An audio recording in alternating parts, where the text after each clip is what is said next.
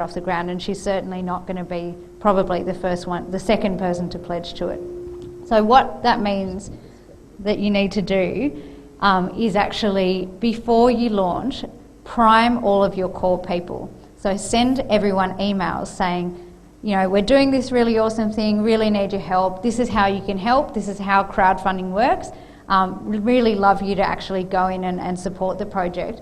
And importantly, please go in and support the project on this day that we launch. So you don't wait to donate, because if you can get all of your core people to donate pretty quickly, then you can get into that 25% range earlier. So that nerd fact before was basically saying, you know, Indiegogo thinks that people need to be able to see that about 25% has been raised before they'll pledge to it.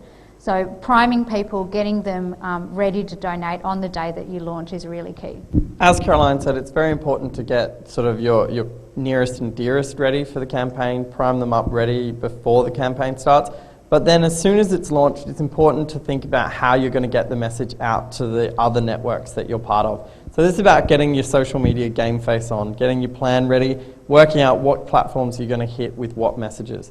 So it's important to think about all of the networks that you're part of and how and what relationship you have to them. So for example, email and Facebook tend to have a more personal approach as opposed to some of the other networks you might be a part of.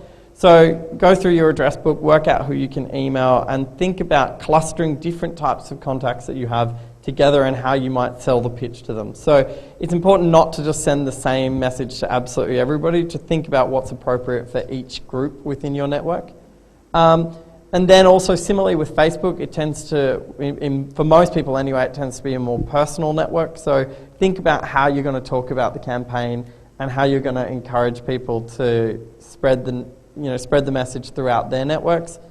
Then you might start looking at some of your other networks, some of the more abstracted networks, things like Twitter, which while some of the people you'll probably know and are following you know you, there's probably a high likelihood that a lot of them don't. They're kind of just people who are interested in similar stuff to what you're talking about. So obviously how you're going to pitch the campaign to that group is going to be different to how you would to your friends and your family. So this is really about just getting your plan together about who you're going to talk to, how you're going to talk to them, and when you're going to talk to them throughout that campaign period. It's important to have planned out what you're going to say when. It doesn't have to be absolutely everything that you're going to say, but it's good to have some ideas about when you're going to say stuff, because the lull period, there will be a lull period in the middle, a plateau, and it's very easy to get busy and overworked, but also to kind of get a little bit disillusioned. Oh my God, the internet hates me, my project's never going to get up. That's